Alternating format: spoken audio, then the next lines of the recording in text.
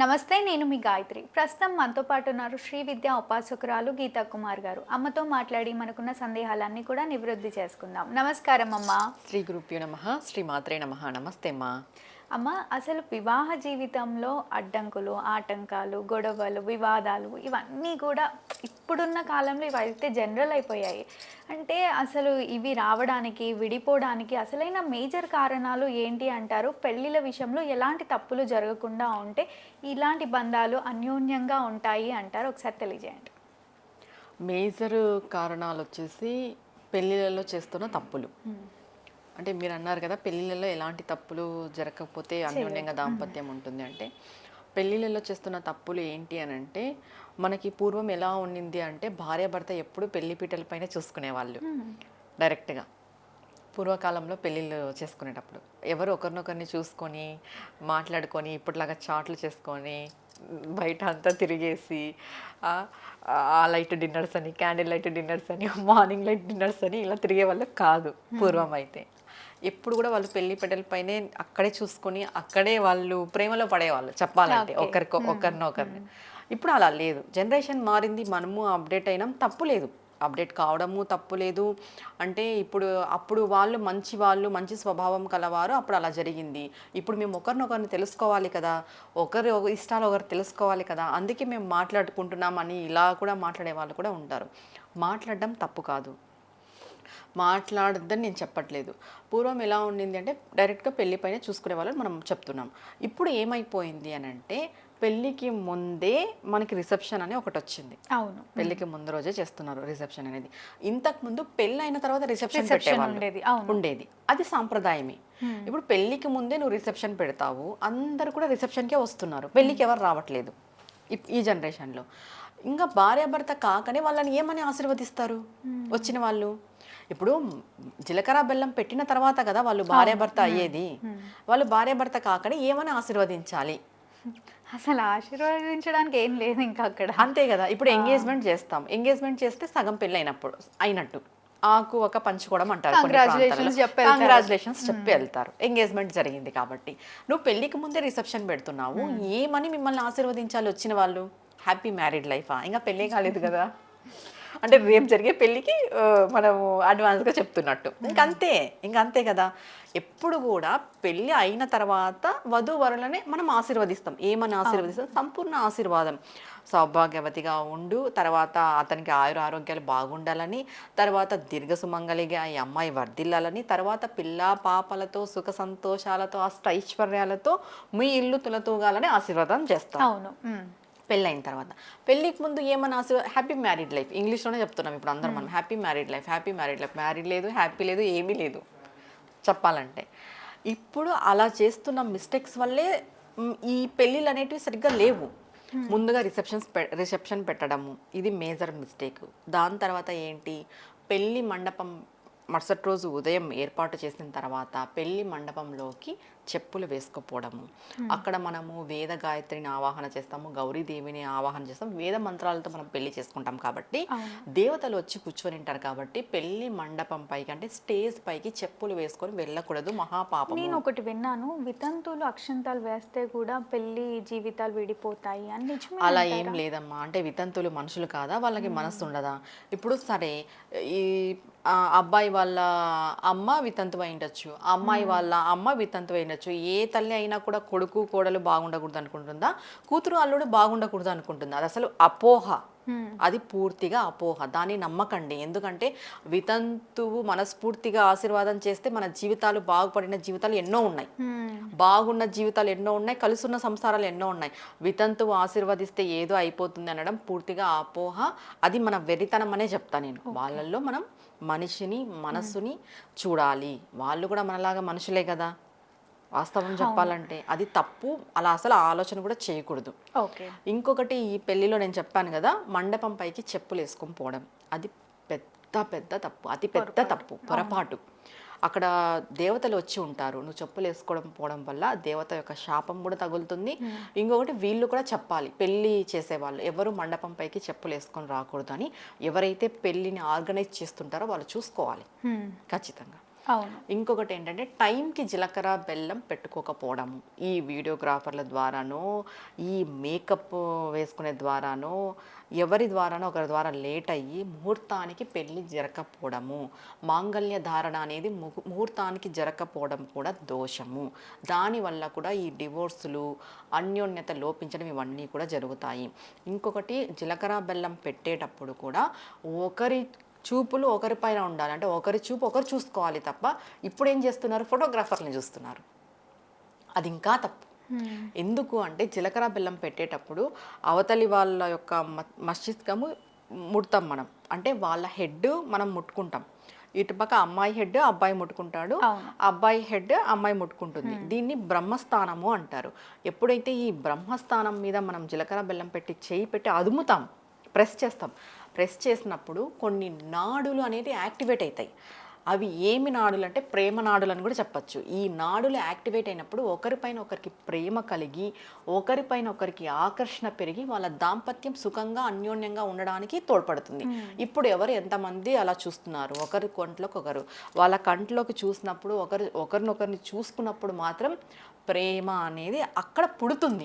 అంటే చూస్తేనే పుడుతుందా అంటే అవును, చూస్తేనే పుడుతుంది. పూర్వకాలంలో జీలకర్ర బెల్లం పెట్టుకున్నప్పుడు మాత్రమే చూసుకునే వాళ్ళు ఒకరికొకరు డైరెక్ట్గా. అప్పుడు వాళ్ళకి ప్రేమ అనేది ఒక పులకరింత, ఒక ఫీలింగ్, స్పార్క్ అంటాం కదా, అలాంటి స్పార్క్ అనేది వాళ్ళల్లో పుట్టి వాళ్ళ పైన ప్రేమ అనేది కలిగేది ఒకరిపైన ఒకరికి. పూర్వం అలానే చూసుకున్నారు, అలానే ప్రేమించుకున్నారు, అలానే వాళ్ళంతా అన్యోన్యంగా చచ్చేంత వరకు ఒకరికొకరు ఉన్నారు. ఇప్పుడు ఎవరు ఉన్నారు అలా? చూసుకుంటేనే ప్రేమ కలుగుతుంది. ఎందుకు మన సాంప్రదాయంలో జీలకర్ర బెల్లం పెట్టి ఒకరి గంటలోకి ఒకరు చూసుకోవాలని చెప్పారు? అలా ప్రేమ పుడుతుంది, ఆకర్షణ పుడుతుంది కాబట్టి. మనం ఏం చేస్తున్నాం, జీలకర్ర బెల్లం పెట్టేసి ఫోటోగ్రాఫర్ని చూస్తున్నాం ఇప్పుడు. వాళ్ళు ఎవరిపైన ప్రేమ పుడుతుంది అనేది వాళ్ళే డిసైడ్ చేసుకోవాలి. అంతే. ఇంకా ఇది మేజర్ మిస్టేక్. దాని తర్వాత మాంగళ్య ధారణ అనేది ముహూర్తానికి జరగకపోవడము. మాంగళ్యం కట్టేటప్పుడు కూడా ఆ అబ్బాయి పరదేవతని దండం పెట్టుకొని, దేవుడికి దండం పెట్టుకొని మా జీవితం బాగుండాలని అబ్బాయి అనుకోవాలి. అమ్మాయి కూడా మనస్ఫూర్తిగా భర్తగా నేను స్వీకరిస్తున్నాను, సాక్షాత్తు ఆ పరమేశ్వరుడు లక్ష్మీనారాయణ ఒక స్వరూపమే మా ఆయన అంటే అంటాం కదా, పతియే ప్రత్యక్ష దైవం అని. దైవ స్వరూపం నా భర్త అని భావించి అమ్మాయి మెడలో ధారణ చేయించుకోవాలి. చేసేటప్పుడు కూడా అబ్బాయి అమ్మాయి నిర్మలమైన మనసుతో ఉండాలి. చేసిన తర్వాత ఇక్కడ మనం బొట్టు కూడా పెడతాం వెనకల కట్టిన తర్వాత. అలా పెట్టేటప్పుడు కూడా మనస్ఫూర్తిగా అనుకొని పెట్టినప్పుడు ఇక్కడ నేను చెప్పాను కదా, ఏదైనా కూడా మన బాడీలో యాక్టివేట్ కావడానికే ఈ పెళ్లి తంతా కూడా అనేసి. ఇది మా సమయానికి జరగకపోవడం పోగా మాంగళ్యం కట్టేటప్పుడు ఇలా కట్టు, అలా కట్టు, ఇలా చూడు, అలా చూడు, ఇవన్నీ మాంగళ్య దోషాల కింద పరిగణింపబడతాయి. అండ్ నెక్స్ట్ ఇంకొకటి ఏంటంటే ఫుడ్ విషయం. కానీ మన వాళ్ళు ఇప్పుడు కాలంలో వచ్చేసి ఏవో దోషాలు, నాగసర్ప దోషం, పితృదోషం అవి ఉంటాయి. ఇప్పుడు పెళ్లిళ్ళు చేసే పొరపాట్లు ఇవన్నీ మనం చెప్తున్నది. వ్యక్తిగత జాతకం చూసుకున్నప్పుడు పితృదోషము, సర్పదోషము, రాహుకేతు దోషము, కుజదోషం, వీటి వల్ల కూడా డిస్ప్యూట్స్ వస్తున్నాయి. అన్ని జాతకాలు బాగున్నవి కూడా విడిపోతున్నాయి కదా. బాగున్న జాతకాలు ఎందుకు విడిపోతున్నాయి? ఈ మిస్టేక్స్ చేయడం ద్వారా విడిపోతున్నాయి. ఇంకొకటి, ఇంతకుముందు ఎలా ఉండిందంటే మ్యారేజ్ అని అంటే వేద మంత్రాలు అవే ఉండింది. ఇప్పుడు ముందు రోజు రిసెప్షన్లో ఈ సంగీత అవి ఇవి పెడుతున్నారు. పెళ్లి టైంలో వేద మంత్రాలకు సంబంధించిన వాయిద్యాలనే వాయించుకోవాలి. అండ్ నెక్స్ట్ ఏంటి అని అంటే ఫుడ్ అంటే అందరూ ఇంతకుముందు పెళ్ళి అంటే అరిటాకు వేసి బంతి భోజనం చేసేవాళ్ళు, అంటే కూర్చొని నీట్గా భోజనం. ఇప్పుడు బఫే సిస్టమ్ వచ్చింది. మీకు ఎవరైతే బఫే సిస్టంలో అన్నదానం చేస్తారో అంటే ఫుడ్ సమర్పణ చేస్తారో వాళ్ళకి అన్నదానం చేసిన ప్రతిఫలం ఉండదు. బఫే సిస్టమ్ నిలబడి తింటారు, అసలు నిలబడి నీళ్ళే తాగకూడదు అని చెప్తాం మనం. అలాంటిది నిలబడి భోజనాలు చేస్తున్నారు. అది మనకి ఏ విధంగా కరెక్ట్ కాదు. ఇంకా నెక్స్ట్ వచ్చేసి ఒకరికి ఒకరు ఇద్దరు కుటుంబాలని గౌరవించుకోవాలి. ఇక్కడ ఏమైపోతుంది అని అంటే మేము ఇంత ఖర్చు పెట్టినాం, మేము హై. ఇప్పుడు ఒకవేళ ఆడవాళ్ళు ఆడపిల్ల తరపున పెళ్లి చేస్తూ ఉంటే వాళ్ళు ఒకవేళ ఘనంగా ఖర్చు పెట్టి పెళ్లి చేస్తారంటే ఏదో ఇంకా వాళ్ళ హై అనే ఫీలింగ్ ఇస్తారు. ఒకవేళ మగవాళ్ళే అన్ని పెట్టి చేసుకున్నారంటే మేము ఇంకా మీకేం లేదు, మేము అన్ని పెట్టి చేసుకుని వచ్చుకున్నాం, మేము హై. ఆడపిల్లలు దొరకడమే కష్టమైపోయింది. నీకు ఒక ఆడపిల్లని ఇవ్వాలన్నదే గొప్ప సంగతి, అది మీరు అనుకోవాలి. అలాంటప్పుడు మేము చేసుకుంటున్నాము, మేము హై అనే గర్వం వద్దు. ఇరువురు ఒకరి కుటుంబాలను ఒకరు గౌరవించుకోవాలి. ఎలా అంటే మా అమ్మాయికి వాళ్ళ అబ్బాయిని ఇస్తున్నారు మాకు గొప్ప వాళ్ళు అని వీళ్ళల్లో ఉండాలి. మా అబ్బాయికి వాళ్ళ అమ్మాయిని ఇస్తున్నారు, మేము ఒక అమ్మాయిని వాళ్ళ ఇంటి నుండి తెచ్చుకుంటున్నాము, ఒక కన్యాదానం చేస్తున్నారు, వాళ్ళు కన్యాదాతలు, ఆడపిల్ల తండ్రి వాళ్ళు గొప్పవాళ్ళు అనేది ఇటుపక్క వాళ్ళకు కూడా ఉండాలి. అవును, ఒకరినొకరిని కించపరచుకోకూడదు. ఈగో ఇష్యూస్ ఎక్కువ అయిపోయినాయి. మీరు ఎంత ఖర్చు పెడతారు, మీరు ఎంత ఇస్తారు, మేము ఎంత ఇస్తాం, మీరు అంతే ఇస్తారా, సరే మేము పెట్టుకుంటాం, మాకేదో ఉంది, మీకు ఉండి మీరు పెట్టుకొని మీరు కోట్లు ఖర్చు పెట్టి పెళ్లి చేసుకోండి. ఒకరికొకరు గౌరవం ఇచ్చుకోండి. ఇరువురి కుటుంబాలకు కంపల్సరీ గౌరవం అనేది ఇవ్వాలి. మెయిన్గా ఈ రూల్స్ నేను చెప్పినటువన్నీ ఇవి పాటిస్తూ వస్తే ఏ పెళ్ళి అయినా కూడా, అంటే జాతకాలు బాగుండి విడిపోతున్నారు అని అంటే వీటిల్లో ఏదైనా లోపాలు ఉండడం ద్వారానే విడిపోతుంటారు. ఇవి చెక్ చేసుకుంటే సరిపోతుంది. పెళ్ళికి ముందు ఇప్పుడు మనం ప్రీ వెడ్డింగ్ షూట్స్ అనేటివి కూడా ఎక్కువగా వింటున్నాము. ఈ ప్రీ వెడ్డింగ్ షూట్స్లో కొంతమంది చనిపోతున్నారు. అంటే పెద్ద పెద్ద కొండ ప్రాంతాలకు వెళ్ళి ప్రీ వెడ్డింగ్ షూట్స్ చేయడము, సాంగ్స్ షూట్ చేయడము, ఇది తప్పు. పెళ్ళైన తర్వాత పోస్ట్ వెడ్డింగ్ షూట్ చేసుకోండి, మిమ్మల్ని ఎవ్వరూ ఏం అడగరు. ఎందుకంటే మీరు భార్యాభర్తలు కాబట్టి మీకు రైట్ వస్తుంది, మీకు లైసెన్స్ వస్తుంది, మీకు ఆ హక్కు ఉంది పోస్ట్ వెడ్డింగ్ షూట్ చేసుకునే హక్కు. కాబట్టి పెళ్ళి తర్వాత చేసుకోండి, ఎలా నవదంపతులు కదా, చేసుకోండి, తప్పేమి.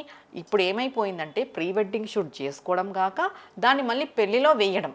అవును, అది ఒకటి ఫ్లెక్సీ లాగా వేసి దాన్ని ఆ వీడియోస్ కానీ వీళ్ళు చేసిన సాంగ్స్ కానీ ఏవైనా ఉన్నా కూడా అవి పెళ్లిలో వేయడం అనేది జరుగుతుంది.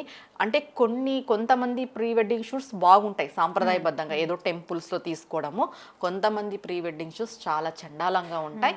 అలాంటి వాళ్ళకి ఎలాంటి దుస్థితి వస్తుంది అనేది మనం చెప్పకూడదు కూడా, అది వాళ్ళు తెలుసుకోవాలి. కొన్ని ప్రీ వెడ్డింగ్ షూట్స్ సాంప్రదాయబద్ధమైనవి నేను కూడా చూశాను. సాంప్రదాయంగా టెంపుల్స్లో తీసుకోవడము, అమ్మాయికి అబ్బాయికి దూరంగా ఉండి షూట్స్ తీసుకోవడం, ఇలాంటివి కూడా చూశాను. అవి ఓకే, బట్ అవి కూడా ఓకే కాదు చెప్పాలంటే. అంటే సాంప్రదాయమైన పెళ్లిలో అవి కూడా ఓకే కాదు. పోస్ట్ వెడ్డింగ్ షూట్ అనేది ప్రిఫరబుల్, మీరు తీసుకుంటే చాలా మంచిది. ప్రీ వెడ్డింగ్ షూట్ తీసుకున్నా పర్సనల్ గా పెట్టుకోవాలి, అంతేగాని మళ్ళీ పెళ్లి రోజు ఫ్లెక్సీలో వేసుకోవడం తీసుకోవద్దనే చెప్తా నేను. తీసుకోవద్దు. ఒకవేళ తీసుకున్నా కొంచెం సాంప్రదాయంగా ఎవరి లిమిట్స్లో వాళ్ళు ఉండి తీసుకోవడం కరెక్ట్. నా ఒక ఒపీనియన్ అయితే తీసుకోవద్దు. తీసుకున్నా అది కొంచెం లిమిట్గా ఉంటే ఓకే. పోస్ట్ వెడ్డింగ్ షూట్ మీరు తీసుకోండి, అది అందరికీ మంచిదే.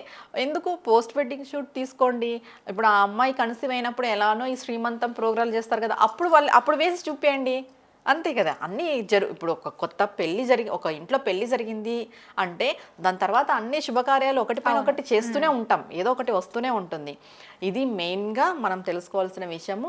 ఈ పెళ్ళిళ్ళలో చేసే పొరపాట్ల వల్లనే వాళ్ళ మధ్య అన్యోన్యత లోపించడము, డివోర్స్ రావడము, ఈ పిల్లలు పుట్టకపోవడానికి కారణము కూడా ఇలాంటి చిన్నవే. మనం అనుకుంటాం ఇవి చిన్నవి అని.